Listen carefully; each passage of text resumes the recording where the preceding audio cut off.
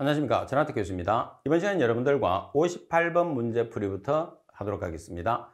자, 여러분들 가지고 계시는 교재 58번 문제를 보도록 하십시오. 하루에 5톤의 유비철광을 사용하는 아비산 제조 공장에서 배출되는 SO2를 NaOH 용액으로 흡수해서 Na2SO3로 제거하려고 한다. NaOH 용액의 흡수 효율을 100%라고 하면 이론적으로 필요한 NaOH 양을 톤으로 계산하시오. 이렇게 문제가 나와 있어요. 그럼 여러분들이 지금 비례식을 찾을 때 지금 보시면 뭐가 나와 있어요? 유황분이 나와 있어요. 그럼 우리가 계산하는 게 뭐죠? NaOH. 그러면 S 대 NaOH를 B를 넣는 거죠. 그러면 B가 얼마라고 그랬어요? 1대 2. 황산화물 중에서 유일하게 1대 1이 아닌 게 얘들이라고 그랬죠? 자, 이렇게 B를 넣으면 이제 문제가 해결됩니다. S 대 2 NaOH. 반응식을 다 기억하려고 하면 반응식 외우다가 날 셉니다. 그리고 실제로 반응식을 다 외우면서 문제를 풀 수 있는 사람은 거의 없어요. 다 포기를 하는 거죠. 그러면 안 돼요.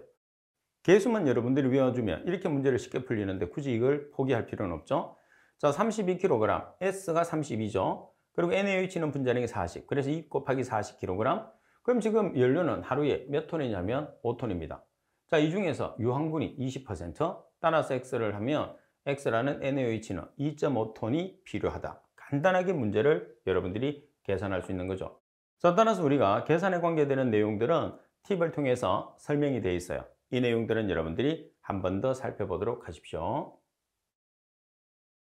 자, 그리고 59번 문제를 보겠습니다. 자, 59번에 보시게 되면 화학적 흡착과 비교한 물리적 흡착의 특성에 관한 설명으로 옳지 않은 것은 물리적 흡착과 화학적 흡착에 대한 설명이 자주 나오죠. 자, 지금 물리적인 흡착에 대한 설명입니다. 흡착제의 재생이나 오염가스의 회수에 용이하죠. 자, 그리고 온도가 낮을수록 흡착량이 어때요? 많아지죠. 그래서 흡착량과 온도는 반비례 관계가 있습니다. 그리고 표면에 단분자막을 형성해서 발열량이 크다고 그랬어요. 답은 같은 경우에서는 화학적인 설명이죠. 화학적인 흡착. 자, 그러면 물리적 흡착으로 바꾸게 되면 다분자 형성을 하죠. 그리고 발열량이 낮죠. 자, 그리고 압력을 감소시키면 흡착물질이 흡착제로부터 분리되는 가역적인 흡착이다. 따라서 정답은 답은이 정답. 자, 그리고 60번 문제를 보도록 하겠습니다. 자, 60번 문제를 보시게 되면 크기가 가로 1.2m, 세로가 2.0m, 높이가 1.5m인 연소실에서 저위 발열량이 1000kcal/kg인 중류를 1.5시간에 100kg씩 연소시키고 있다. 이 연소실의 열 발생률을 계산하시오 돼 있어요. 자, 이 문제에서는 여러분들이 단위를 이용해서 푸는 게 가장 중요해요. 자, 여기서 kcal/h라는 것은 뭐죠? 저위 발열량 곱하기 연료예요. 연료량. 발열량하고 연료량은 한 쌍으로 다녀야 됩니다. 그 다음에 미터의 삼성이라는 것은 연소실의 용적이 되는 거잖아요. 그죠? 그래서 저위 발열량 곱하기 연료량 나누기 연소실의 용적. 자, 그러면 저위 발열량이라는 값이 1000kcal/kg입니다. 그 다음에 중류량이 1.5시간에 100kg. 자, 그리고 용적은 연소실의 용적은 가로 세로 높이를 다 곱하는 거죠. 따라서 계산하시면 간단하게 185,185.185 kcal/m의 삼성 아우가 나오는 거죠. 그래서 지금 60번 같은 경우에서는 단위를 정확하게 이해를 하고 있으면 공식이 필요 없어요. 아주 문제를 쉽게 풀 수 있는 거죠. 그죠? 그래서 숫자가 좀 크다고 해서 여러분들이 걱정할 필요는 없습니다. 단위를 이용해서 여러분들이 문제를 풀어주시면 돼요. 자, 그래서 공식에 대한 설명을 이렇게 좀 달아뒀어요. 여러분들이 제가 설명드렸던 말 자체가 아직 이해가 잘 안 되시는 분들은 공식 설명을 한 번 더 보세요. 그러면 조금 더 쉽게 이해할 수 있습니다. 자, 그리고 여러분들 61번입니다. 대기환경보전법상 기타 고체 연료 사용 시설의 설치 기준으로 틀린 것을 찾으시오 그랬어요. 자, 기타 고체 연료. 그러면 기타가 아니면 뭐죠? 석탄이죠. 자, 배출 시설의 굴뚝은 100m 이상이 되어야 한다. 100m 이상이 되는 것은 석탄 사용 시설이죠. 반면에 기타 고체 연료 같은 경우에서는 100m가 아니고 20m 이상. 그러나 뭐 연료와 그 연소제의 수송은 덮개가 있는 차량을 이용합니다. 덮개. 그리고 연료는 옥내에 저장을 하고 굴뚝에서 배출되는 매연을 측정할 수 있어야 한다. 따라서 설명이 잘못된 것은 가번이 정답. 그리고 62번 문제입니다. 대기환경보전법상 위 업무 보고사항 중에서 측정기기 관리대응업의 등록, 변경 등록 및 행정처분 현황에 대한 보고 횟수를 찾으시오 그랬어요. 보고 횟수는 연 1이라는 거죠. 자, 그래서 여러분들이 우리가 교재에 보시게 되면 위 업무 보고 사항과 위탁 업무 사항 두 가지가 있어요. 그래서 위 업무 보고와 위탁 업무 보고 반드시 비교를 해서 정리하고 시험에 나오면 꼭 맞출 수 있어야 됩니다. 자, 그리고 63번 문제를 보시게 되면 대기환경보전법상 3지역에 대한 기본부가금의 지역별 부가계수는, 자, 3지역은 녹지지역이나 관리지역, 농림지역, 자연환경지역을 이야기합니다. 자, 3지역에 해당하는 부가계수는 얼마의 값을 가지나요? 1.0의 값을 가지는 거죠. 자, 그러면 다음 장에서 한 번 더 설명을 드리겠습니다. 자, 여기 보시게 되면 우리가 1지역이라고 하면 주거지역과 상업지역 주로, 2지역이라고 하면 공업지역, 그리고 3지역이라고 하면 녹지지역이나 농림지역을 뜻하는 거거든요. 자, 이때 각 지역마다 부가계수를 보시게 되면 1지역은 1.5, 2지역은 0.5, 3지역은 1.0이라는 것을 반드시 알고 계셔야 돼요. 왜? 시험에 자주 나오니까. 자, 그리고 64번 문제를 보겠습니다. 다음 중에서 대기환경보전법상 대기오염 경보에 관한 사항으로서 틀린 것은 대기오염 경보입니다. 가번에 보시면 대기오염 경보 대상 지역은 시도지사가 필요하다고 인정해서 지정하는 지역으로 한다.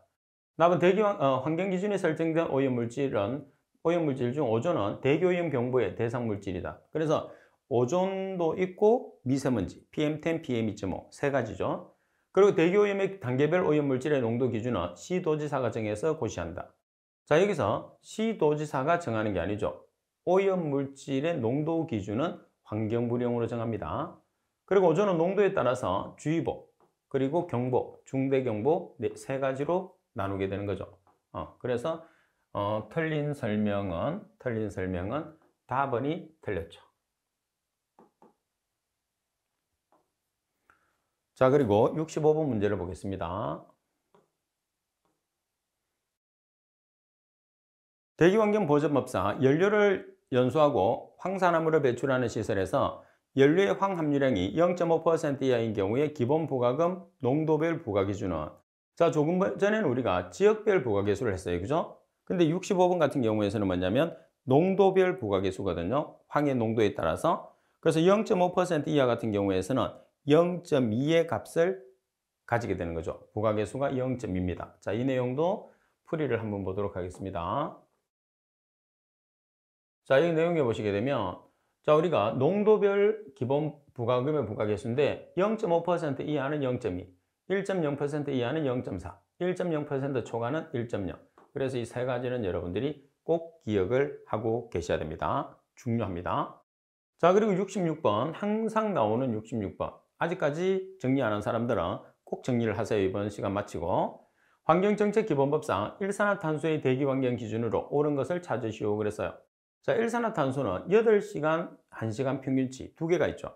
8시간 평균치는 9ppm 이하, 1시간 평균치는 25ppm 이하가 됩니다. 따라서 1시간 평균치가 25ppm 이하 맞습니다. 그 다음 8시간 평균치는 9ppm 이하가 없어요. 그래서 가번이 정답. 자, 여러분들이 이 두 가지를 같이 꼭 기억을 해야 돼요.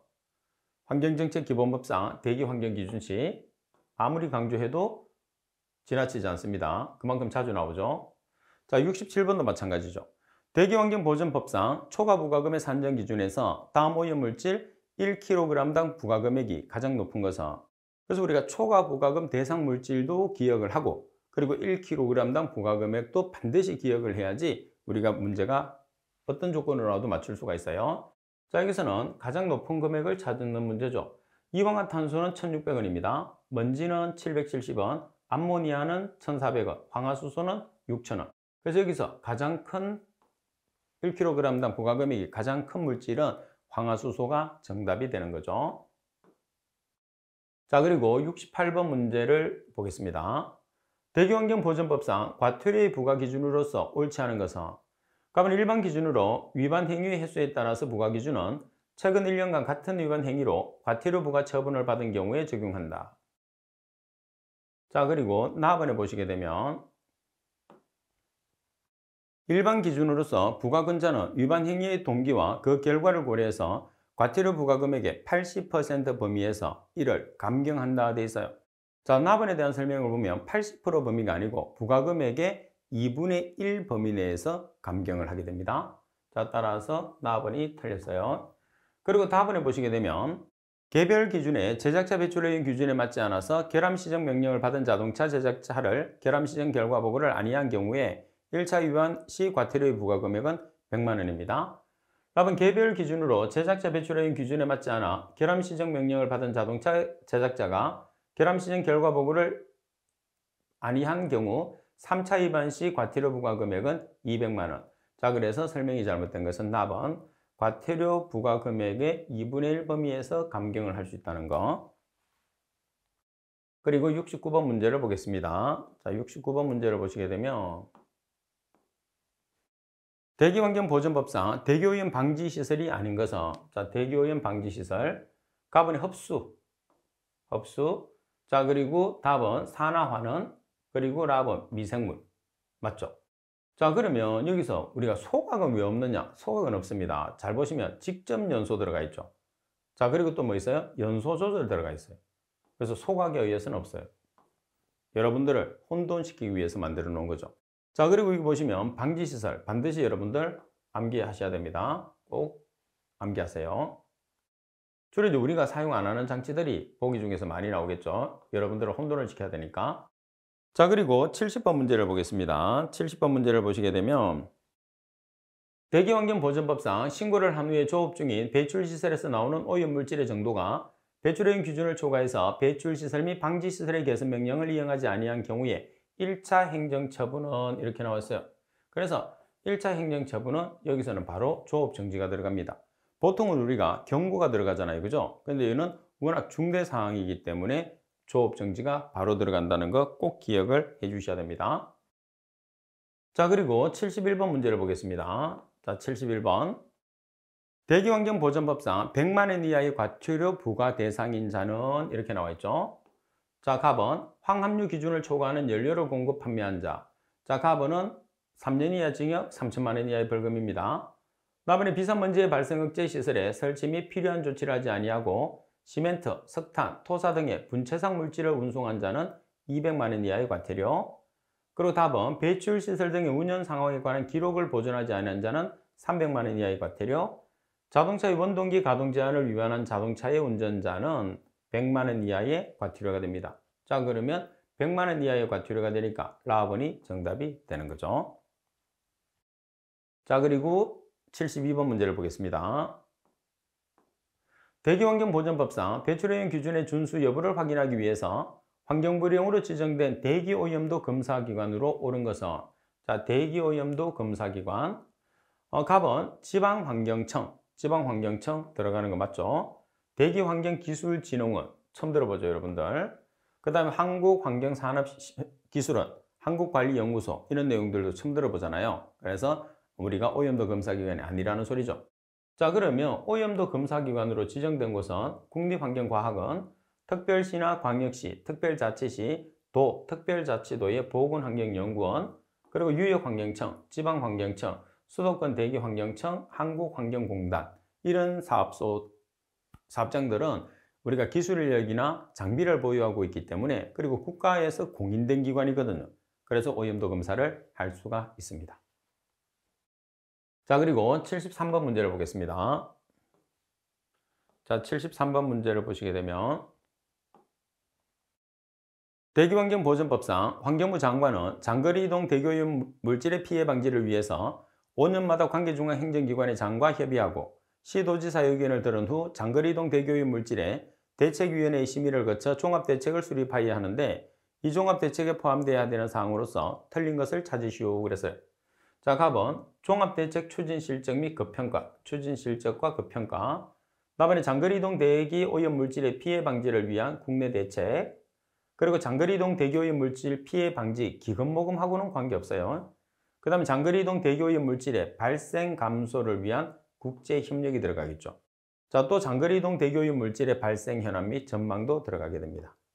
따라서 답은, 그래서 이런 내용을 읽어보면 여러 번 문제를 풀다 보면 여러분들이 좀 튀는 내용이 나온다 그랬잖아요.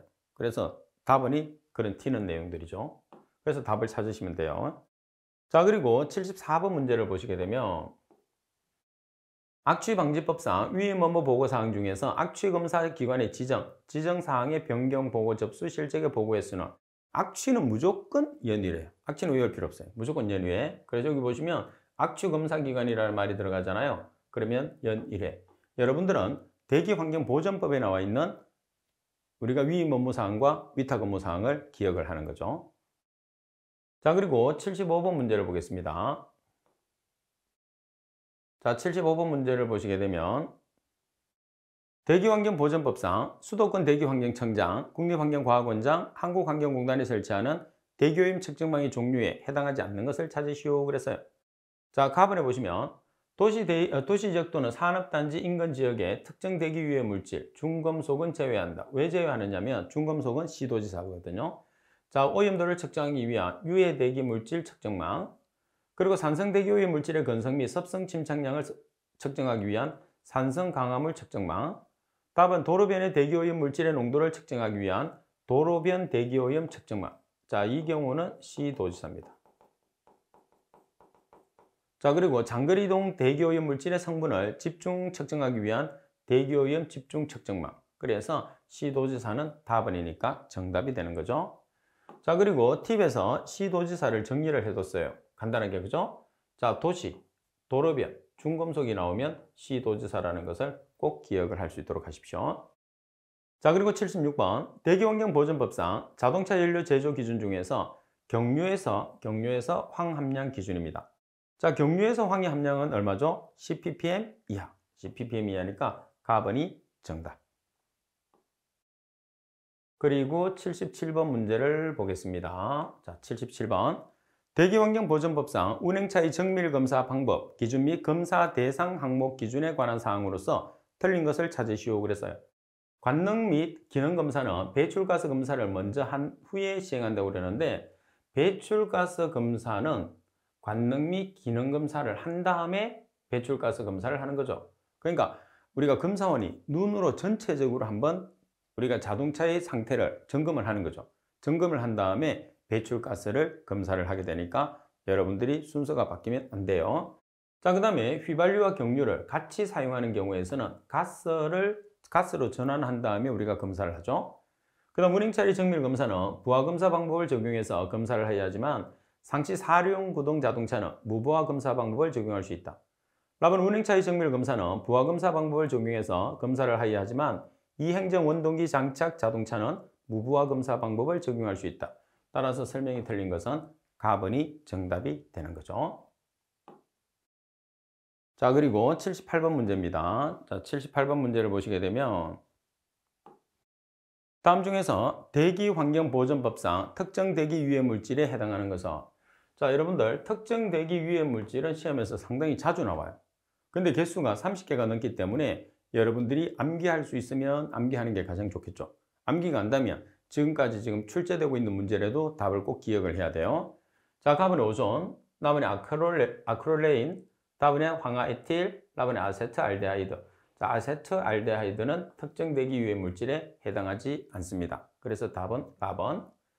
자, 그리고 79번 환경정책기본법상 대기환경 기준이 설정되어 있지 않는 항목은, 자, 이 문제는 기준치보다는 문제가 쉽지만은 여러분들이 기준치를 알고 있으면 당연히 이 물질은 어떤 물질인지 알겠죠, 그죠?